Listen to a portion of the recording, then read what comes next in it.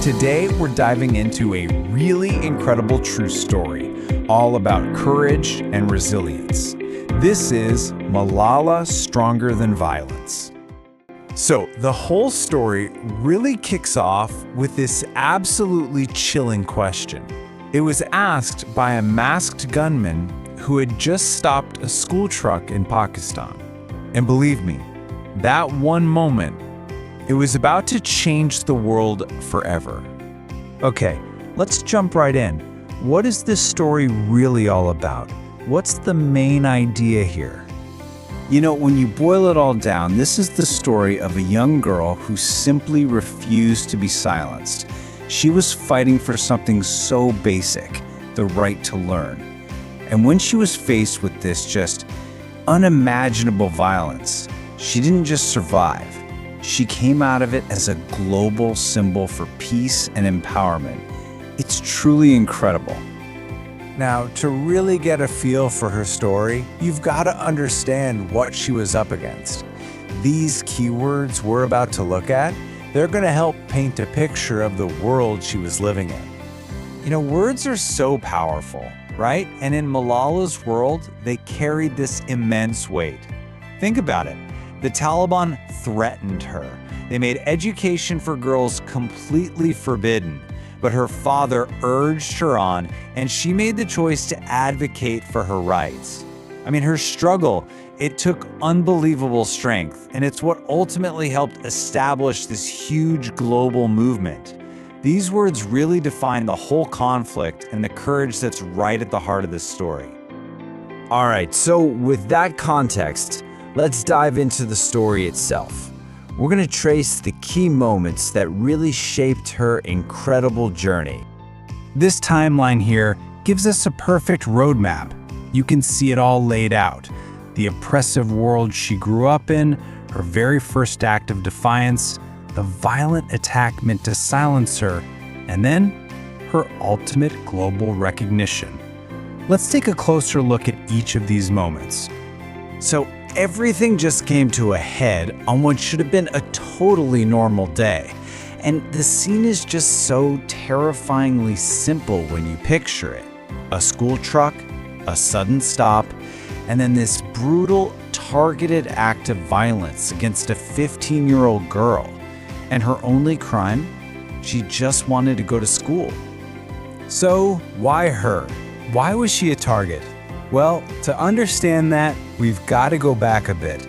She grew up in a part of Pakistan where the Taliban had made it totally, explicitly forbidden for girls to go to school. And this wasn't just some rule on paper. It was a brutally enforced reality. And when I say brutal, I mean it. This wasn't just about closing school doors.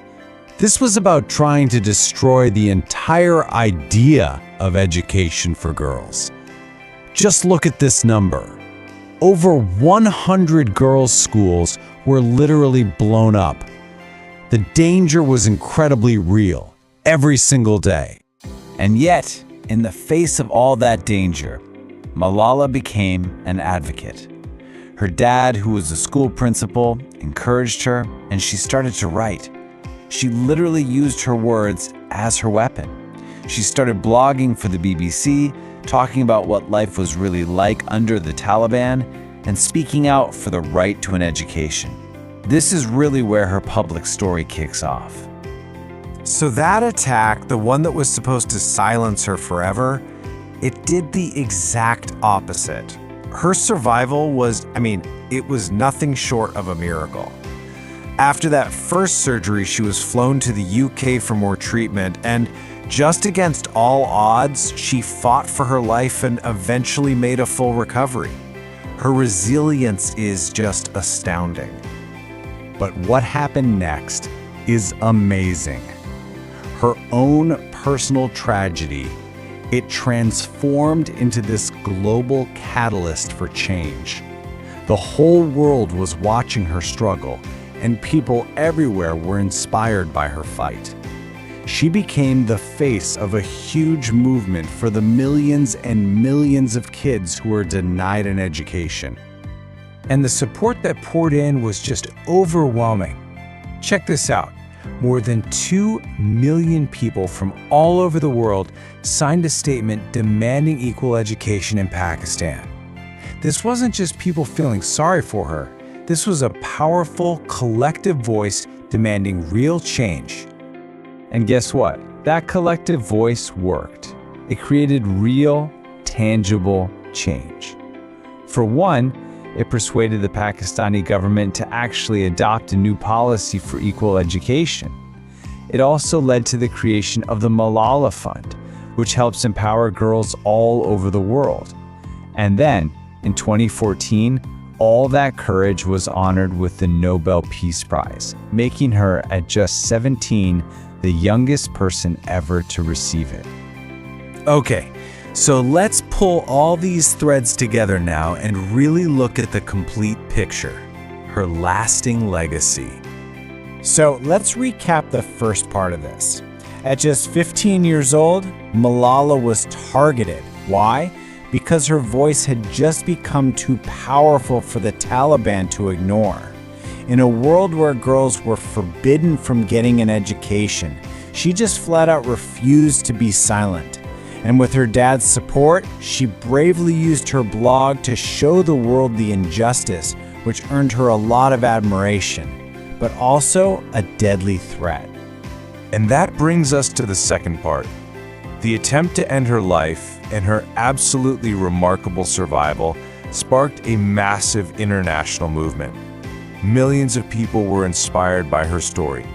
And this led to real educational reforms in Pakistan, the creation of the Malala Fund, and, of course, her becoming the youngest Nobel laureate in history. It just goes to show you the incredible power of one person's courage. And this right here, this is maybe her most powerful message.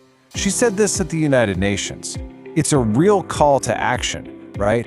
It's a reminder that sometimes the simplest tools, books, pens, education, knowledge, those are the most powerful weapons we have for changing the world. So that really leaves us with one final thought to chew on. Malala used her books and her pen. It kind of makes you wonder, doesn't it?